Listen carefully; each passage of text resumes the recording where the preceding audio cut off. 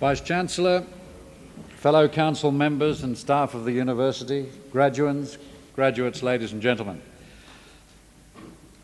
It's customary for the university and its guests to gather as a body for the purpose of conferring academic awards on its graduates. To members of a university, a ceremony for the conferring of awards is a particularly important and happy occasion in the university year. To all of you, I extend a warm welcome. To graduates and diplomats, I offer congratulations and best wishes.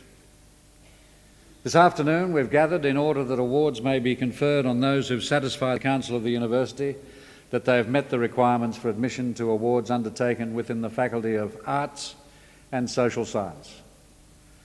The University's mission commits it to the provision of quality education, research training and service in partnership with industry, commerce and the community, regionally, nationally and internationally. We aim for the continuous improvement and review of this provision. The University has a commitment to the advancement and transmission of knowledge by the pursuit, recognition and the achievement of excellence in scholarship, research and teaching. I think this will be evidenced in the course of today's ceremony. Education today is about the acquisition of lifelong learning skills. I believe the awards to be conferred upon our graduates and diplomats today will qualify them to make a significant contribution in the local, national and in some cases the international community. Lastly, I take this opportunity to remind those receiving their testaments today that as graduates and diplomats of the university, you automatically become members of Convocation. Thus, you join some 40,000 other graduates and have an opportunity, through elected representatives, to become involved in the governance of the university. Through Convocation, you will also be kept informed of activities and developments at the university.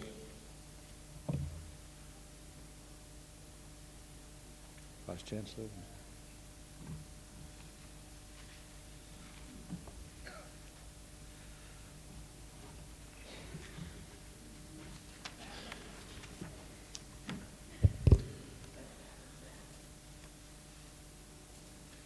Chancellor, I have pleasure in presenting to you Mr. John Jermov, lecturer in the Department of Sociology and Anthropology, to receive the University's Award for Excellence in Teaching.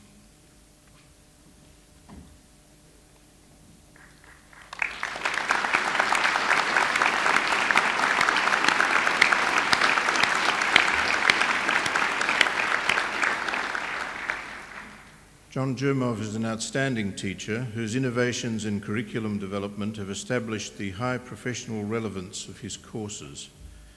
He seeks and has regard to student evaluation of his teaching in devising further improvements to the curriculum. He has prepared guides to student essay writing and has established procedures to review the performance of tutors so that they in turn can improve their own teaching. Chancellor, it gives me great pleasure to present Mr. John Boris Jermov as a recipient for the University's Award for Excellence in Teaching.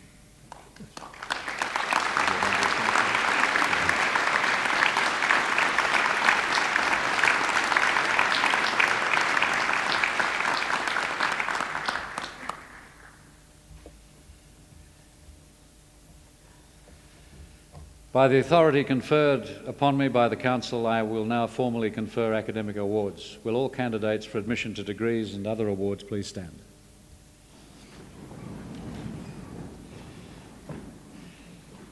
In the name of the Council and by my authority as Chancellor, I confer the awards specified in the programme on all those graduates and diplomats who are present today, and in absentia on those unable to be present. I now call on the Dean of the Faculty of Arts and Social Science to present graduates and diplomats from that faculty.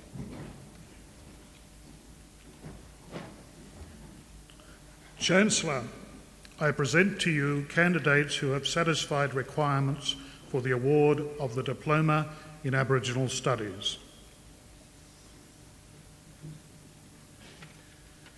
Julianne Butler.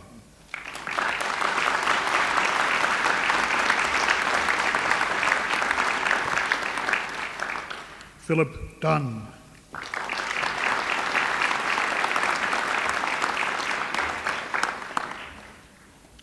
Robin Heckenberg.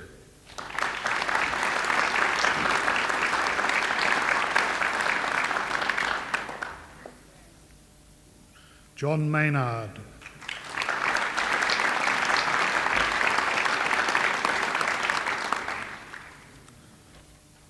Sharon Meister.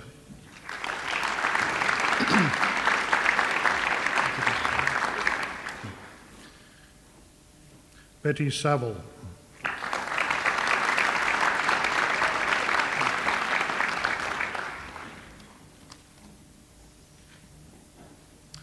Chancellor, I present to you graduates of the degree of Bachelor of Arts.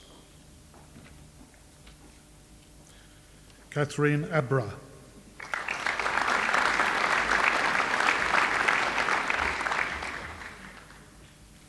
Yetta Abrahams.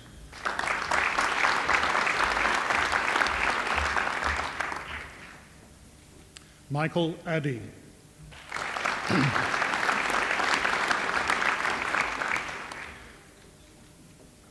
Elaine Allett.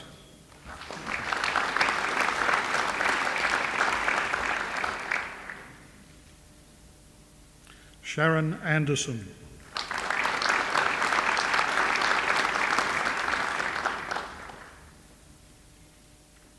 Kristen Archer.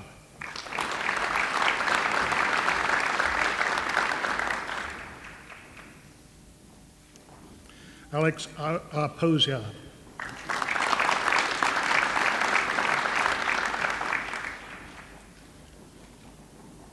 Sarah Asadi.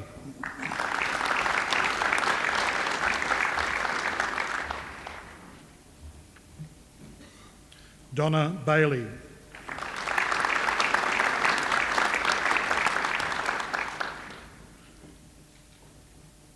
Simone Baird.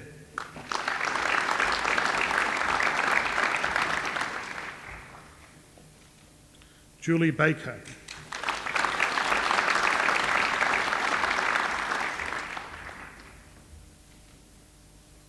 Sherry Bamberger.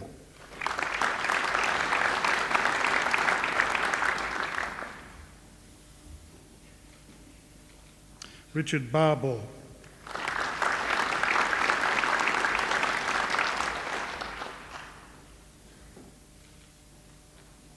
Kylie Bates.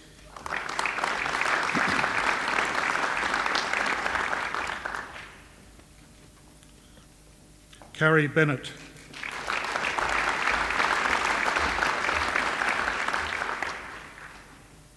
Renee Berger.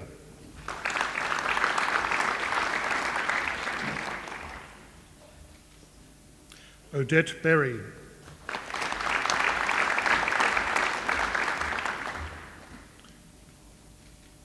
Diane Blaxell.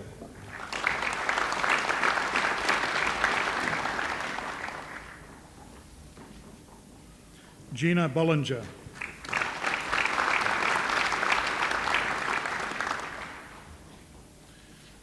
Rebecca Booth.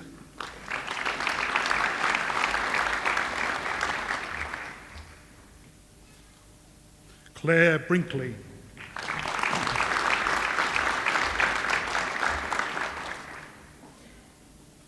Kim Ann Brown.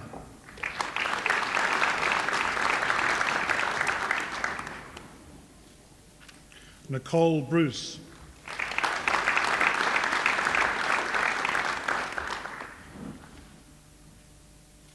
Daniela Bruckner.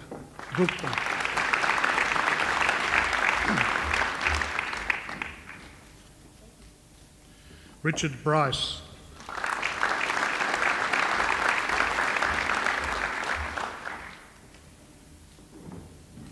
Suzanne Bubb.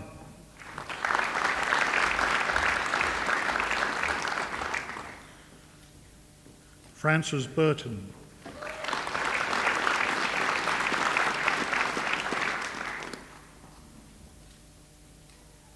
Kay Busbridge.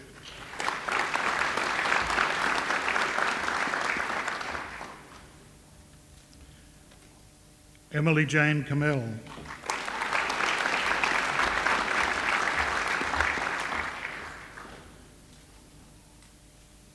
Linda Campbell.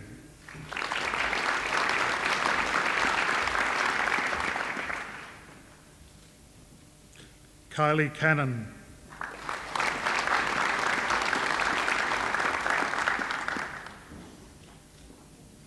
Philip Carr.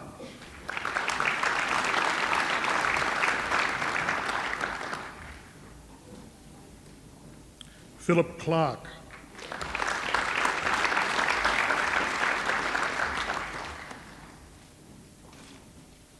Matthew Clarkson.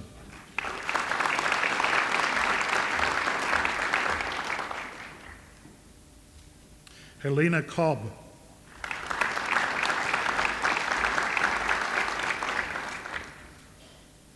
Brooke Collins.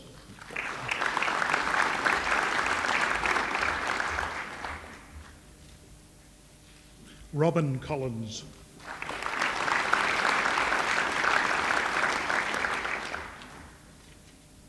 Ryan Collins.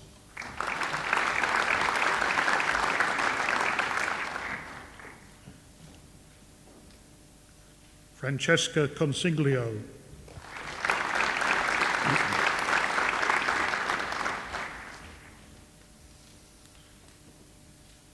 Kim Cooper.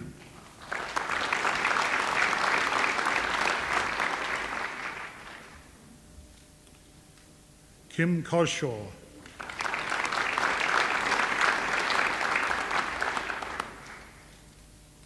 Wendy Cottrell.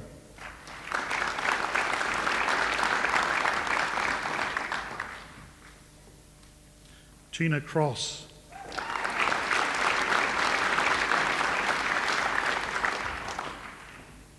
Rebecca Croucher.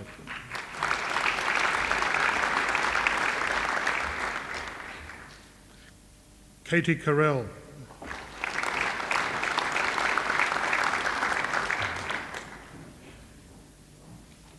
Drew Davis.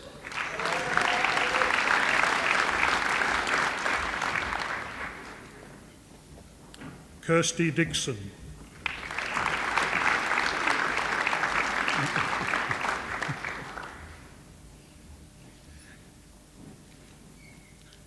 Lisa Dimmock.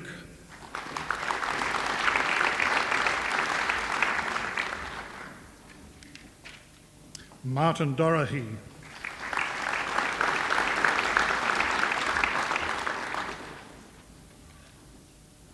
Chris Doyle.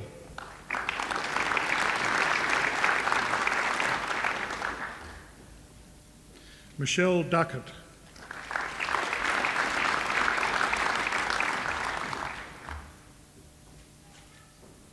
Emily Dunn.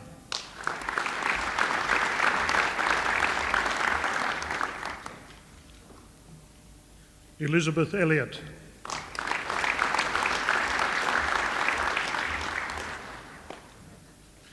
Belinda Epstein.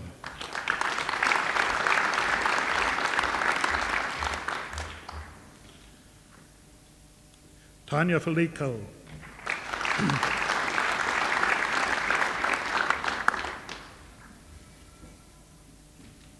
Anne Fenwick.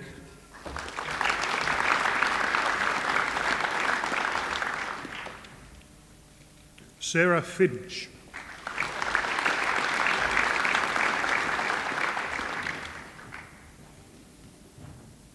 Fiona Floyer.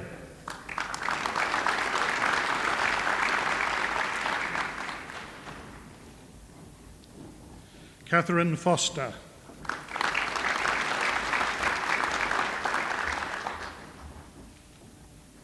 Lara Franken.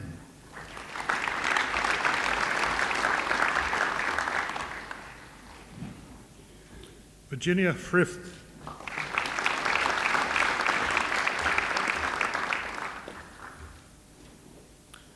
Martin Gardner.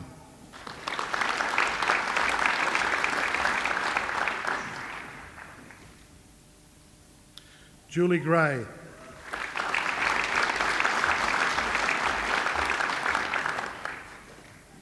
Narelle Grayson.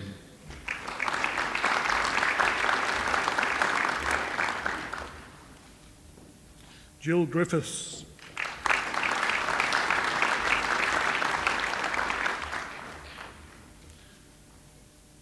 Leanne Guillot.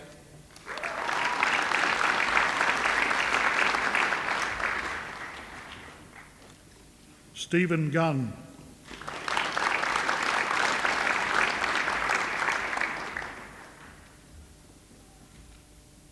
Gillian Harris.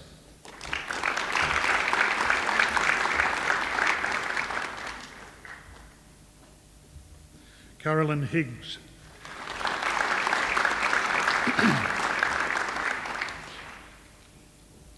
Moira Hooper.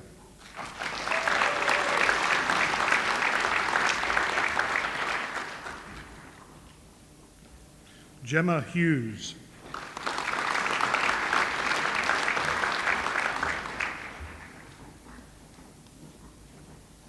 Jeffrey Ingram.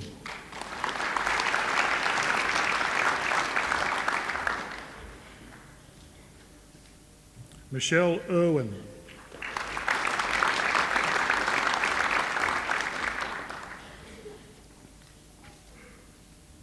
Stuart James.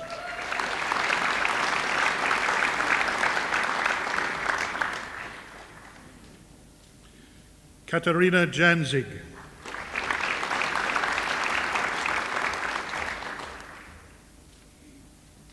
Rosemary Jarvis.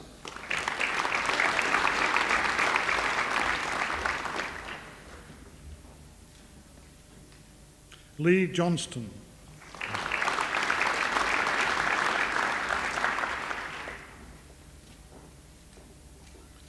Diane Jortika.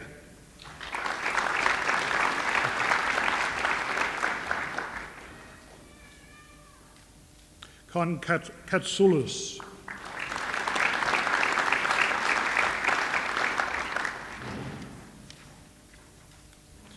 Megan Kersley.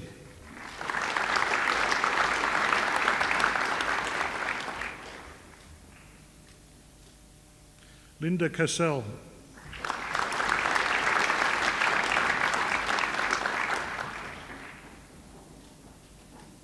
Angela Lau.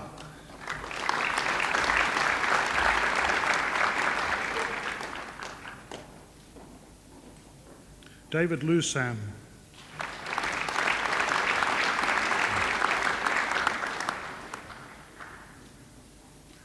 Alwyn Lord.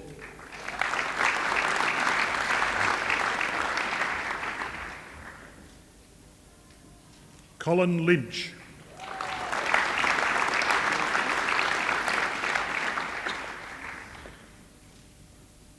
Tian McClue.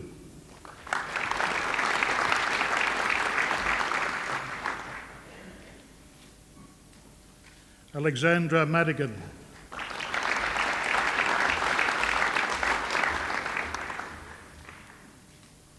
Penelope Mainprize.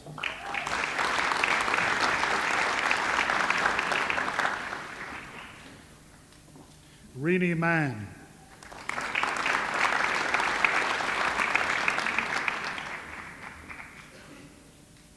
Lynn Marini.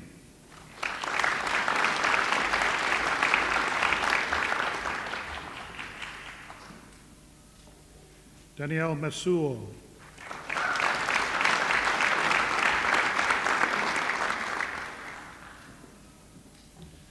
Jacqueline McCartney.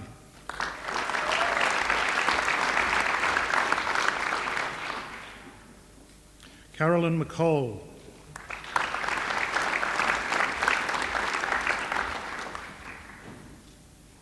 Christopher MacDonald.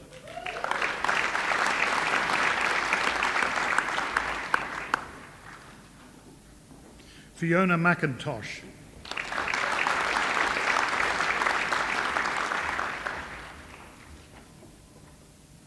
Stephen McMurdy.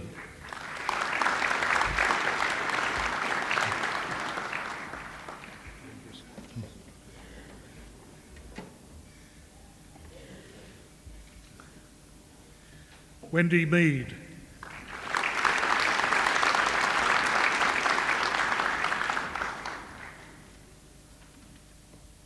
Rosemary Melville.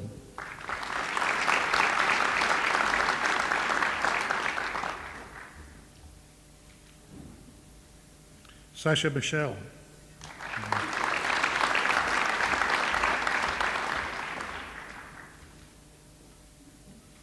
Llewellyn Mills.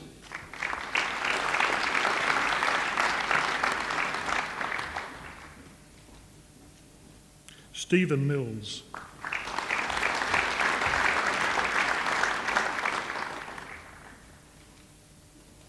Carly Millwood.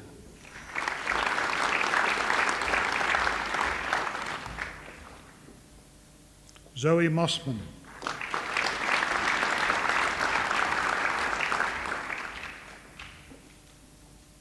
Anthony Mudge.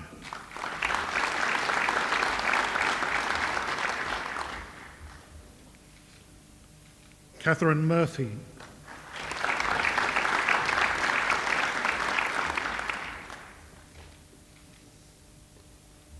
Andrew Myers.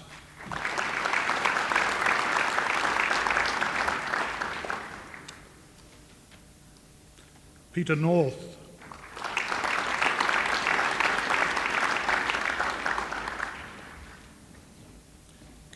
Kathleen O'Loughlin.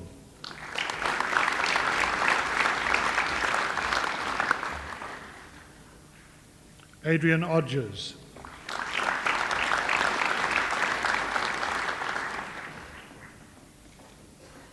Christy Osman.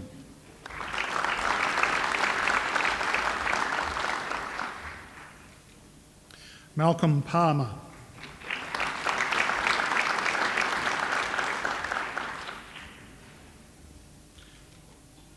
Joanna Payton.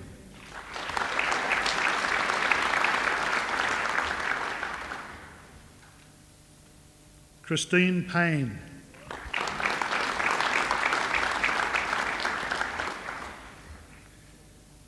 Sarah Peaty.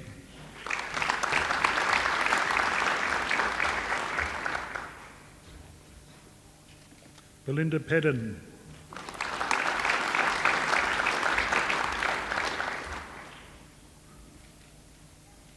Catherine Perkins.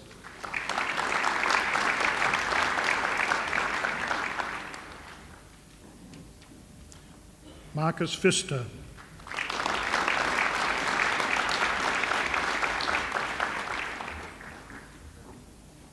Tamara Pickett.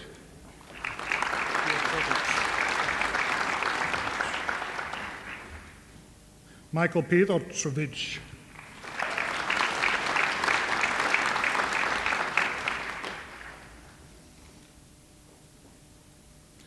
Alison Poole.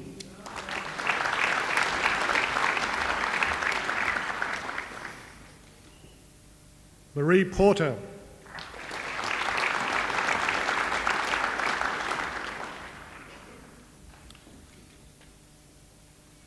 Gillian Reid.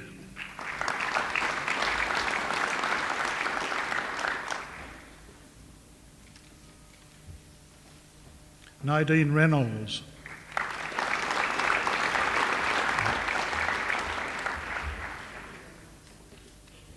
Margaret Robbie.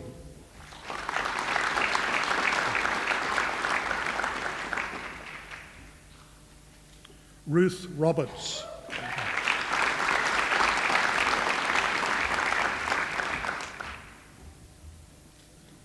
Sherry Roy.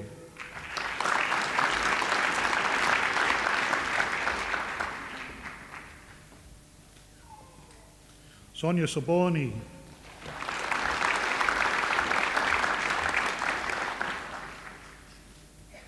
Christopher Serin.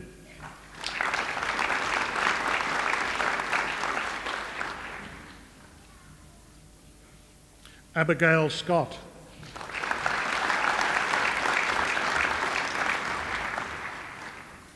Kylie Simmons.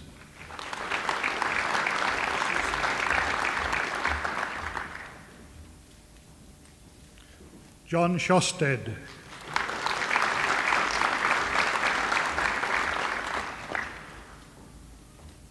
Elaine Selbert.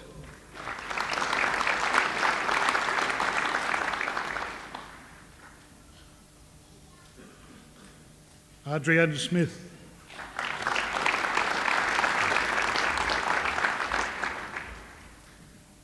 Kate Smith.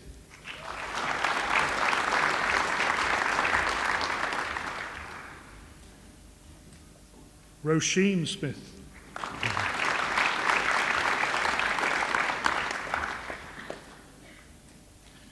Mark Snedden.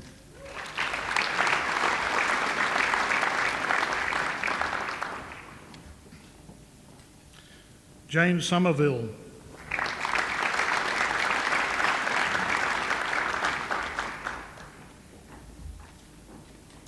Sharon Springbett.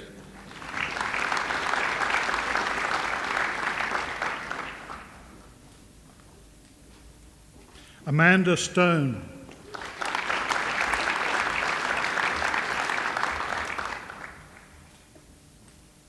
Judy Tang.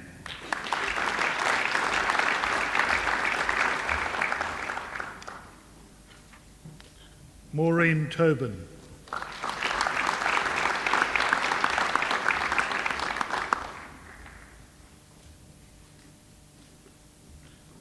Stephen Tredenik.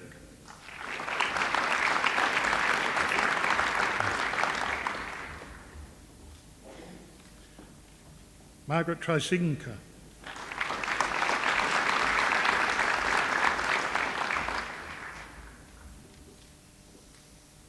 Charlene Turner.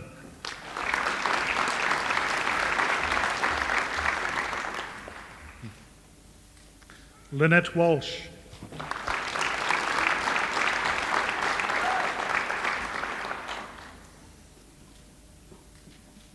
Anne Wilkinson.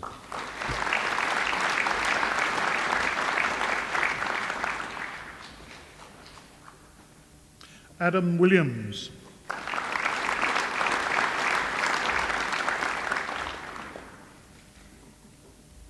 Amber Williams.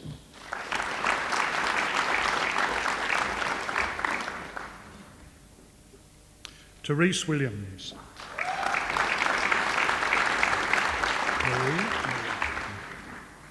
Marie Wood.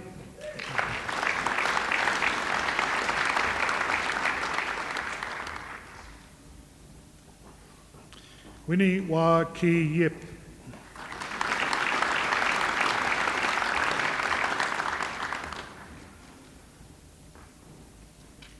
Velma Useljan.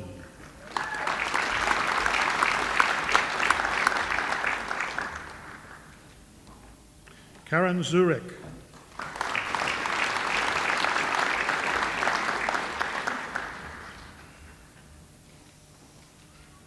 Chancellor, I present to you graduates of the degree of Bachelor of Arts in the specialisation of Psychology. Scott Gould.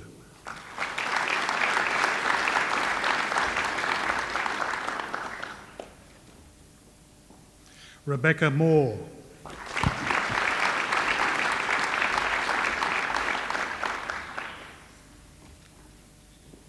Christine Nesbitt.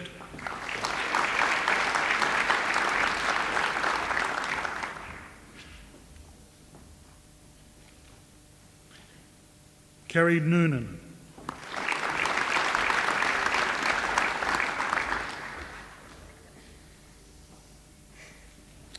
Honours, Class 2, Division 2, Josephine Borg.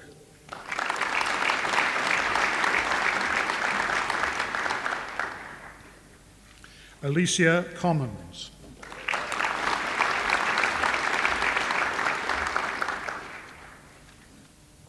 Renee Harvey.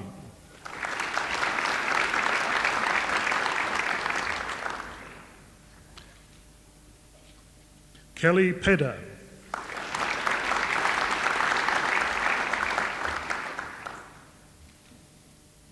Bronwyn Page.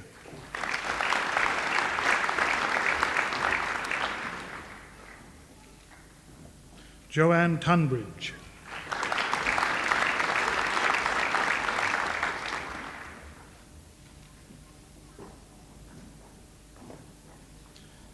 Class 1, Deborah Brown.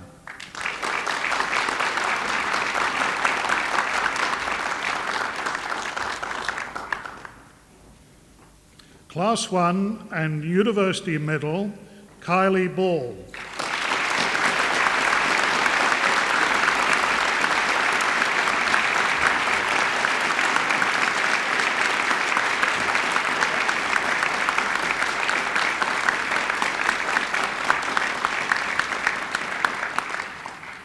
Chancellor, I present to you graduates of the degree of Bachelor of Social Work. Lorraine Cross.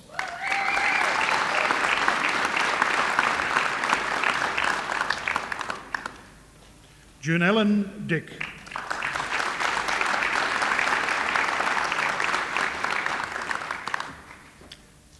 Sherry Gleeson.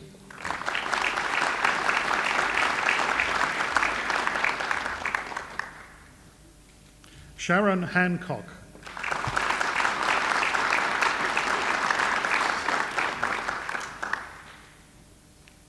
Jodie Jessup.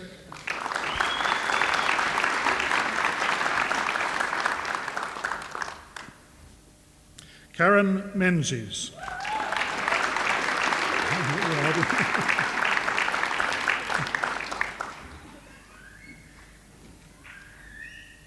Danielle Roberts.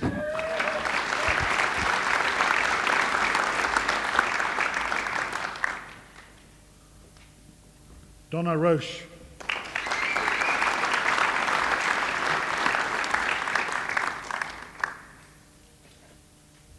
Nicole Siebens.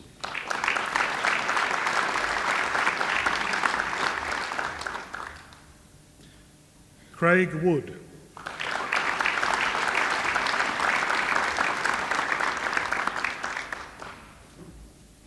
And with honours Class 2, Division 1, Judith Dawson.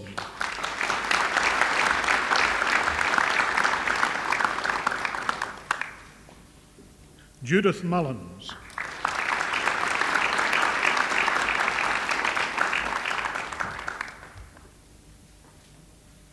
And with honours Class 1, Catherine Wood.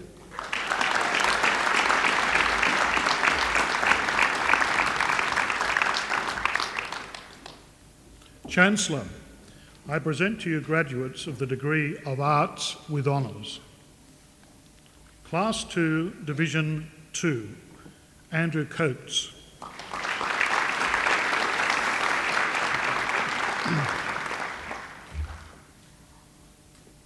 Peter Dean.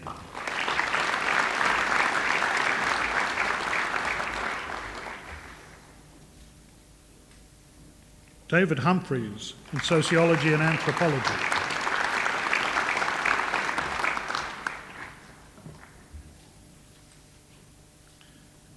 Kylie Richards in Classics.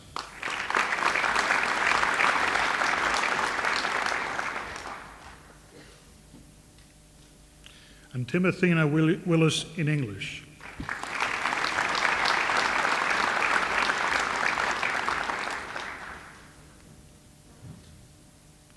With honours Class 2, Division 1, Louise Bullock.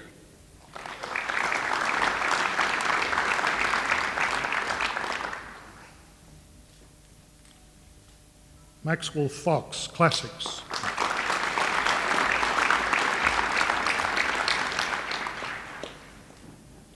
Paul Gertler, Psychology.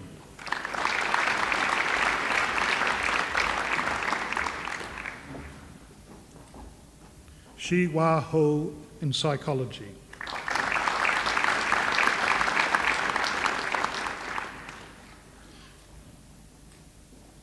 Annette Hoddle in Psychology.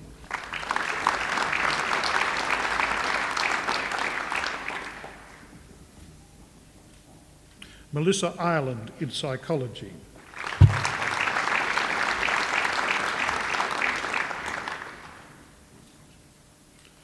Sonia Jones in Psychology.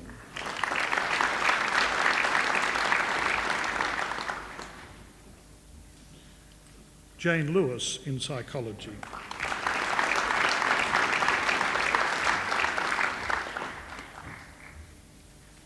Adam Mooney in English.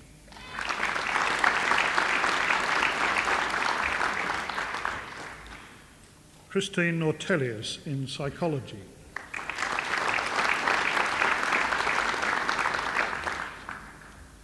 Melissa Podmore in psychology.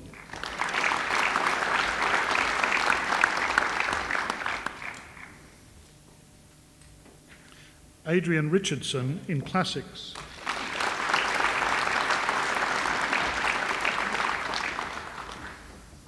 Linnell Rose in English.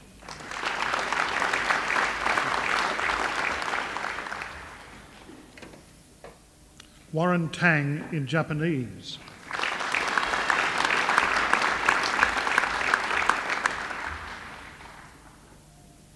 Christopher Thompson in classics.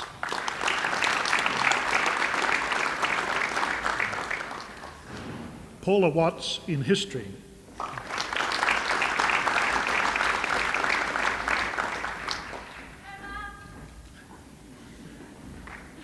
Mary Wiggins in history.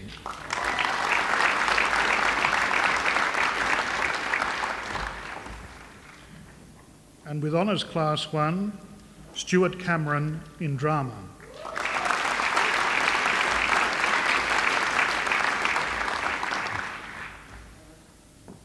Tony L. Hayak in psychology.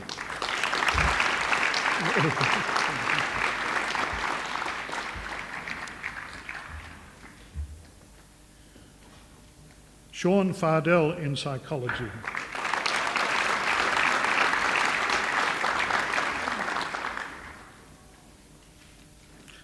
Anthony McCosker in sociology and anthropology.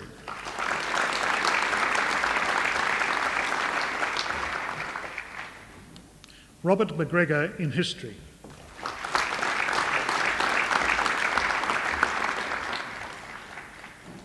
Tree Sanson Fisher in psychology.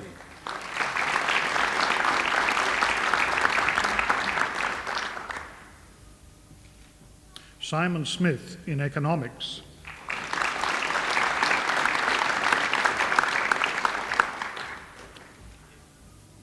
Craig Turnbull in history.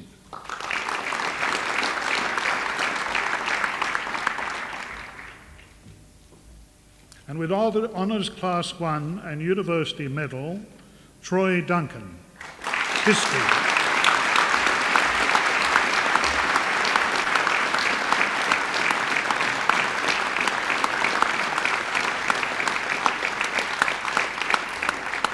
And Rachel Hennessy in drama.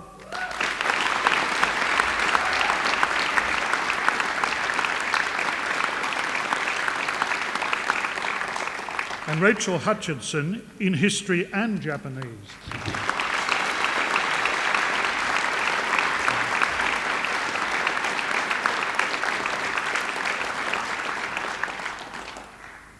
And Bronwyn Rivers in English.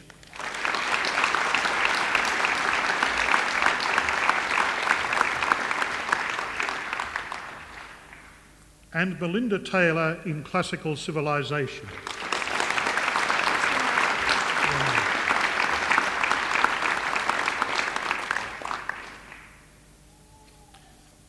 And Renee Wilkinson in Greek and Latin.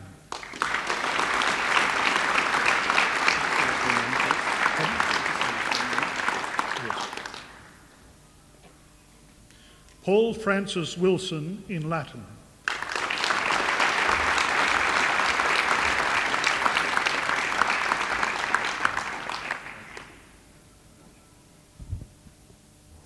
Chancellor, I present to you graduates of the degree of Master of Social Science, Kathleen Butler,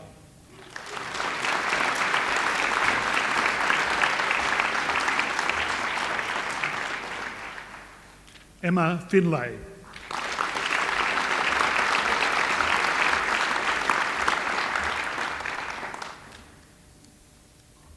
Chancellor, I present to you a graduate of the degree of Master of Social Work, Jennifer Swancott.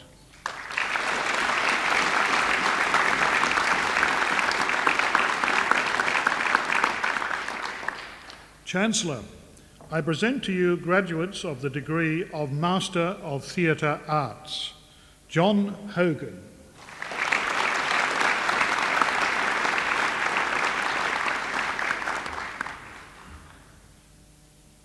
Stuart McGowan.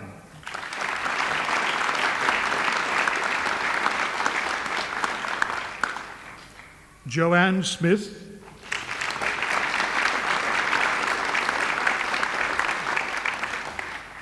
And Therese Wilkins.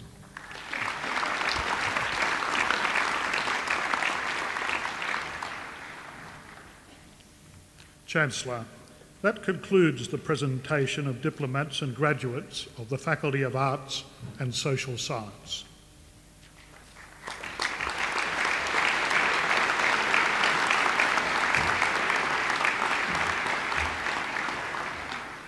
I call on the Deputy President of the Academic Senate to present Research Masters and Doctor of Philosophy degree candidates.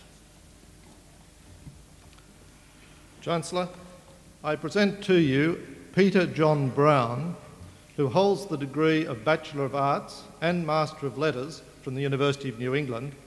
Mr. Brown graduates as a Master of Arts with a thesis entitled Love Minus Zero, Existentialism and Religious Faith in Bob Dylan's Lyrics.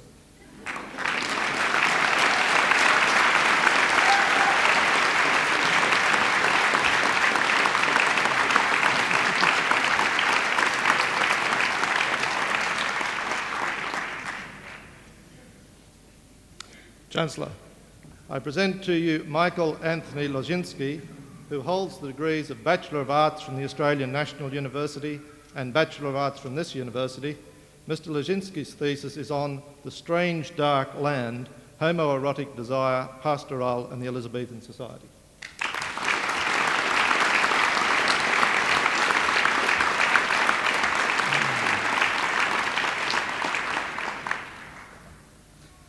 Chancellor, the degree of Doctor of Philosophy is awarded to a graduate who has successfully completed a prescribed program of study, principally by research, and a thesis embodying the outcomes of this research is the principal basis of their examination. The degree is only awarded if the thesis makes a significant and an original contribution to knowledge and understanding in the field of knowledge in which the student has studied. Today, the University is proud to honour Doctor of Philosophy graduates who have satisfied these rigorous criteria for the award of the degree. Chancellor, I present to you Marguerite Mary Johnson, who is a Bachelor of Arts from this university. Dr. Johnson's thesis is entitled O Nemus Optato Saeculorum Tempore Natae, a study of Catullus, Lesbia and her early Greek models. This thesis explored the work of the Latin poet Gaius Valerius Catullus, 84 to 54 BC, with special attention on the image of his mistress Lesbia, who was discussed in terms of a heroic woman from early Greek poetic traditions.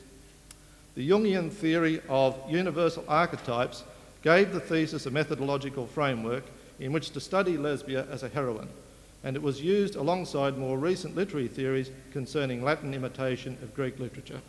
Marguerite Johnson.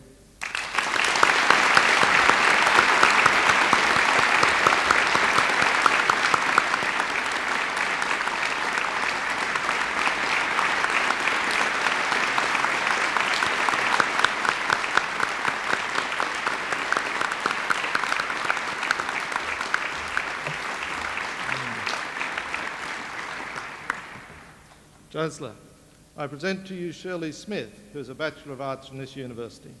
Dr. Smith's thesis is entitled The Australian Squatter Novel, 1859 to 1936. In her thesis, the squatter novel genre is identified in its main characteristic and its main characteristics noted. And in the thesis, she deals with the contributions of 5 major authors whom she analyses. It is argued in the thesis that these novelists tapped into the literary, mythic and philosophic traditions of past centuries while developing their themes in an Australian context.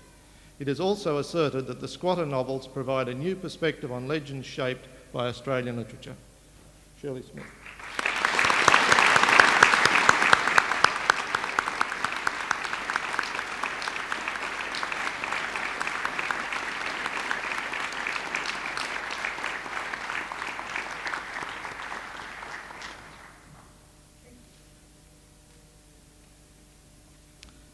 Chancellor, that concludes the presentation of Research Masters and Doctor of Philosophy degree graduates.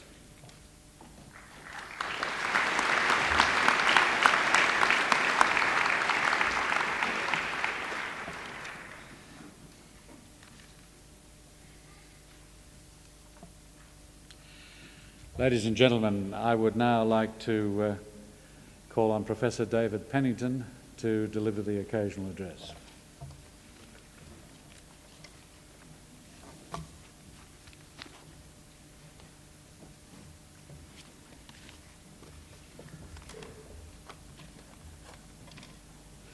Mr. Chancellor, Mr. Vice-Chancellor, members of Council, members of staff, graduands and friends.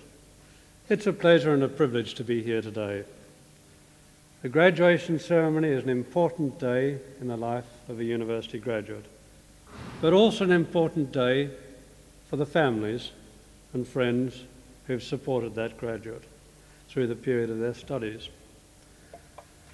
Your period as a scholar in a university is an important period in your life. It's an opportunity in which you can explore ideas, but more importantly, it's an opportunity where you explore things about yourself at the same time as gaining knowledge and understanding about ideas, about society and the way in which it works. People explore their own capabilities and find out all sorts of things about themselves, about where their careers might lead them. It's a time when support of parents and close friends can be very important. The process of discovery is an exciting one, but we all of us go through dark patches, periods of uncertainty, periods when we're not sure whether we can cope, and having family and friends and partners who believe in one is very important at such times to think through where one's going, go back, change course if necessary, but often get ahead and achieve what sometimes otherwise might seem far from possible.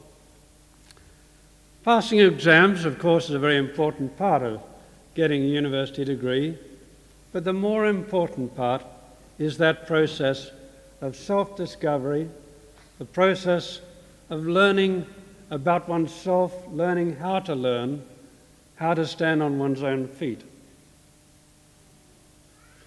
Young people commonly assume that it's only they who face uncertainties in life. But let me assure you that throughout your careers, you're going to go on discovering things about yourselves, about what you can do, about capabilities that you have that you might not yet know about. You're going to discover about weaknesses in yourself and how you're going to have to tackle those. The world into which you're moving is a world of change, and that process of change will go on, as indeed must the process of learning. Building on personal relationships is going to be one of the most important parts of your lives, because if you're able to share intimate thoughts with other people, partners, close friends, you're going to be able to be more secure in yourself, be sure of your own set of values, cope with the ups and downs that are inevitably part of a career as you go on and develop in different ways. These days, people are very prone to take universities for granted, governments included. If you read the newspapers, only yesterday talk of major budget cuts in Australian universities. Are universities important to society? Well, I take it for granted that everybody in this hall says, yes, that's obviously true. Otherwise, you wouldn't be here. But not all of our communities see it that way. And if, in fact, we want our community to place reliance and trust in universities and to support their development, to do the things which they need to do, we have to speak out, we have to understand what it is that is important about the academic life. There are, in fact, some very good reasons why universities are important to society. Universities are some of the most enduring institutions in the Western world over many centuries. While all sorts of other upheavals have come and gone, universities have continued. Why is this? Universities, in fact, have been enormous contributors to knowledge for the human race, and that has been important. Perhaps more importantly, they've been an environment in which ideas can be tested. Regardless of political pressures, what matters is searching for the truth. They have, over the centuries, been committed to the proposition that rational analysis and knowledge should govern the future of the human race. The view that the pen is mightier than the sword. Through the turbulent times of the Dawkins reforms in the late 1980s, I often comforted myself as Vice-Chancellor with the thought that ministers come and ministers go, as long as my university knew what it was there for, was sure that it was going in the right direction, it would in due course survive and prosper, come what may from Canberra. We are in institutions that have an enduring purpose in our community. We know that better than the politicians, but we have to make it work. We have to convince our communities that it needs to work. Many people see the universities as just institutions to provide knowledge to students through education. It's been estimated that 90% of what we currently know has been discovered in the past 40 years through the enormous explosion of science particularly. All of you will have learned a great deal during your period of study here in Newcastle University. But I can assure you that the knowledge you have gained will soon be found wanting as the pace of discovery continues to increase.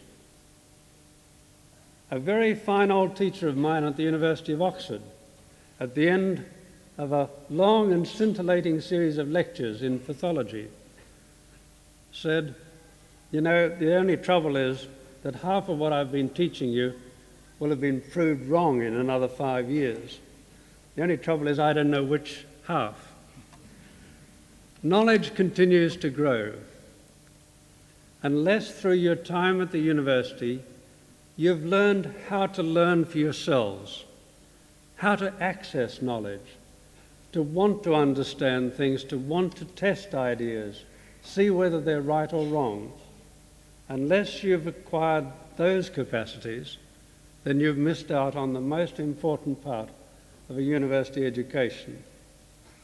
In this university, I believe it would be rare for people to miss out on that. Universities are about testing and challenging ideas, and you must be part of that throughout your lives. When you leave the university, continued association with your faculty, with the university, is important. To have contact with the world of research, which is testing the moving edge of knowledge, is important. Those of you who join professions will in fact have access to continuing education through your professions. But nonetheless, the broader issues of the development of knowledge, the testing of knowledge, the understanding of culture is something which the university offers as a very special resource, and I hope that you will keep closely in touch with your university as your careers evolve.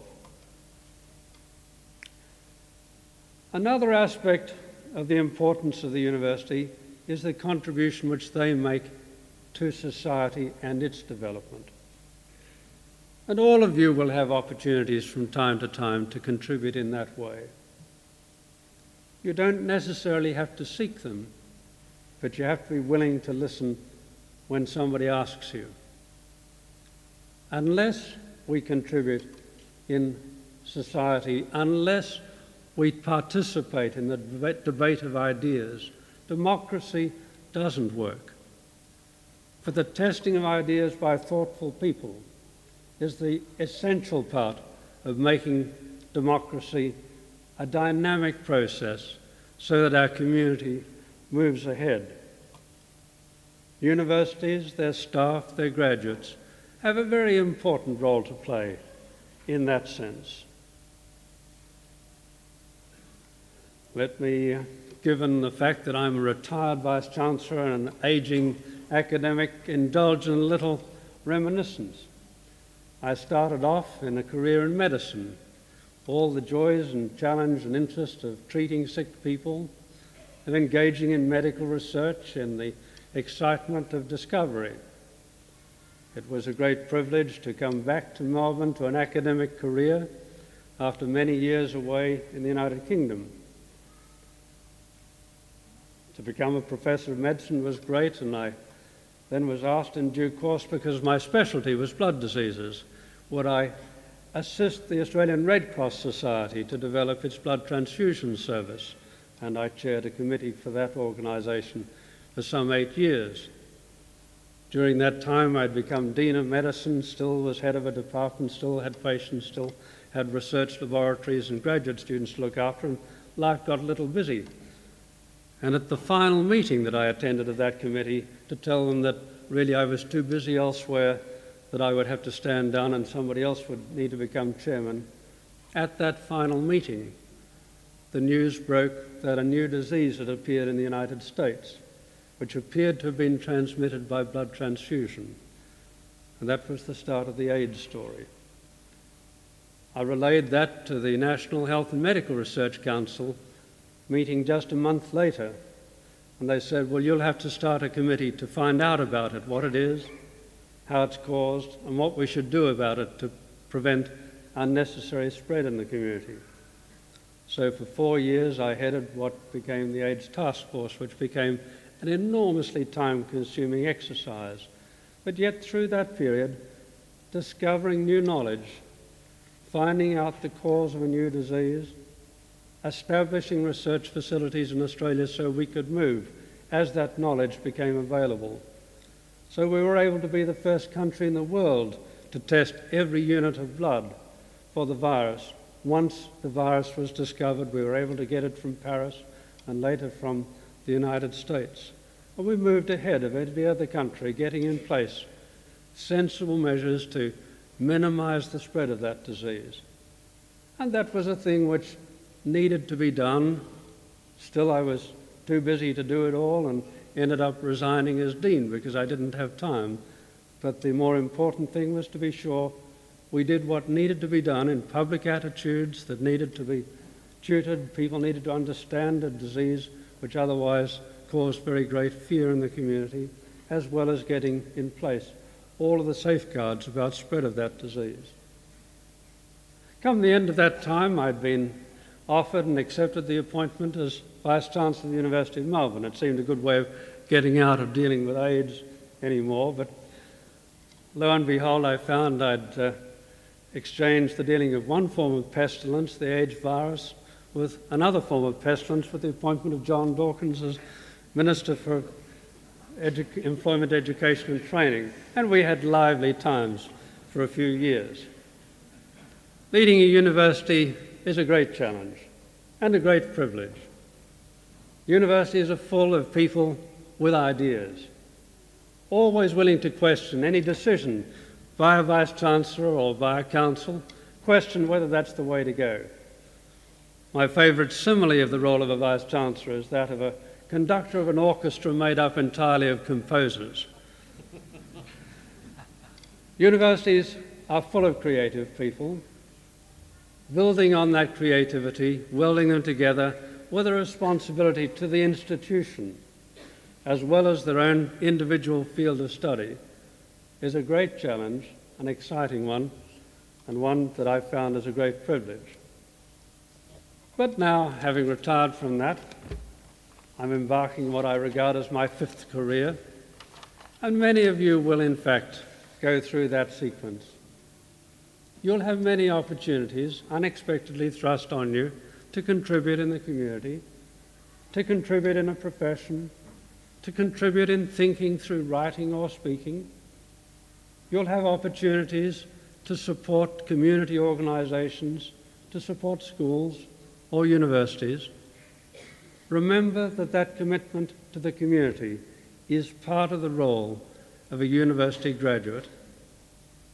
But finally remember, as your careers evolve, regardless of whether you scale the heights of a profession or of the business world or of government or whatever you do, the most important part of your life will be the personal relationships that you establish, on which you build and that you carry with you, in which you're secure and from which you can then contribute despite whatever turbulence occurs outside. I wish you all well in the pursuit of your careers.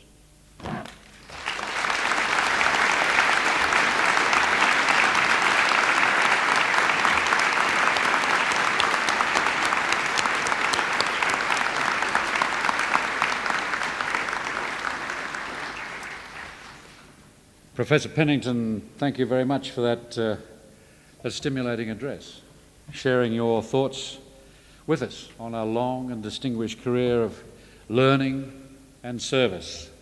And that, I think, is the important theme that went through your address. And I must say the notion that the process of learning is importantly served by sharing intimate thoughts with close ones is one possibly that many of us tend to forget. Universities are enduring institutions, and they do teach us how to learn, or they should, and they do test and challenge our ideas. I must admit, though, during your speech, the idea that one could have a scintillating lecture in pathology was a testing challenge for me. But no doubt, if I were an insider, I would know all about it. Professor Pennington, thank you once again.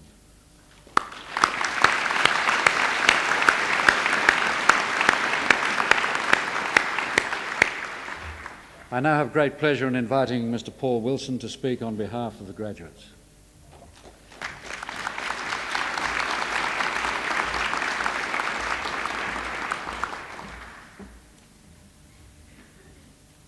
Chancellor, Vice-Chancellor, fellow graduates, ladies and gentlemen. It is altogether fitting and proper on an occasion such as this that those graduating should ponder with relief, satisfaction and gratitude the accumulated memories of the years just past, years of effort and of growth, and years of support on so many levels from families, friends and lecturers. For me, the most striking memories are of the year 1989, my first year at university. And although few of my fellow graduates here today were then studying at this university, I wish to consider that year briefly and the effect of it on the generation of students graduating today.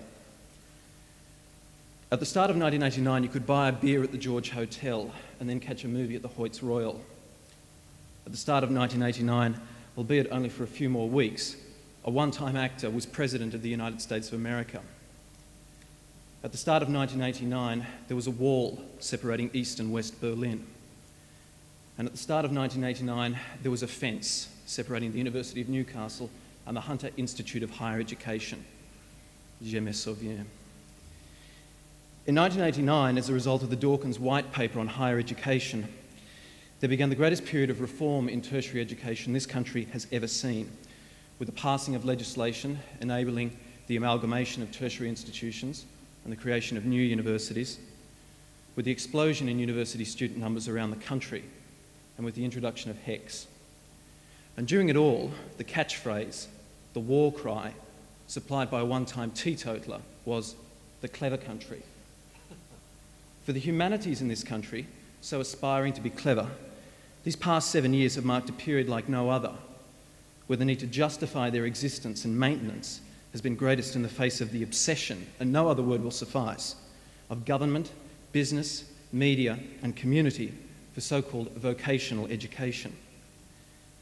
And yet this term vocational has been a misnomer. For the process by which our university creates accountants, health professionals, architects, teachers, engineers, graphic designers and the rest is not vocational, but rather occupational education. Indeed, a vocation is not simply what one does between 9 and 5. A vocation is the function an individual performs and performs readily for the common good. For some, their occupation is their vocation. Others have no vocation at all. But whatever avenues we as graduates pursue in our lives, and whether we realise it or not, our time at university, our experiences, and our education in the humanities have provided us the opportunity to pursue a worthy vocation, an essential vocation. Simply, to apply ourselves with critical and creative minds to the timeless issues affecting humanity through our historical, literary, linguistic, philosophical, psychological, political, and sociological perspectives, and to do so for the common good. In an age when the global misinformation revolution is taking hold of this planet, when the intellectual autonomy of the individual is constantly under threat, when the dark satanic mills are adopting subtler forms, the need for the clever is no greater than the need for those who can think critically, who can think creatively, who can apply themselves to the timeless issues affecting humanity, and who are prepared to do so for the common good. Our years of learning, of true vocational education from individuals committed to and inspired by the notion of the common good, have merely provided us with a spark. It is that same spark on which generations in the past have depended. Ours is no different. We must fuel that spark in the years to come. We must keep our home fires burning by defending the humanities at any and every juncture. And by doing so, we may give flight to what Abraham Lincoln once described as the better angels of our nature. Thank you.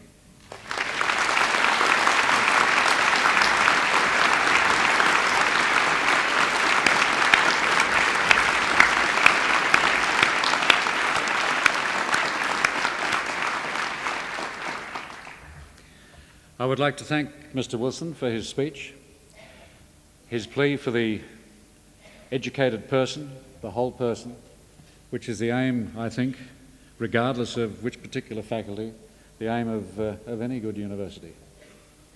But thank you very much for those words.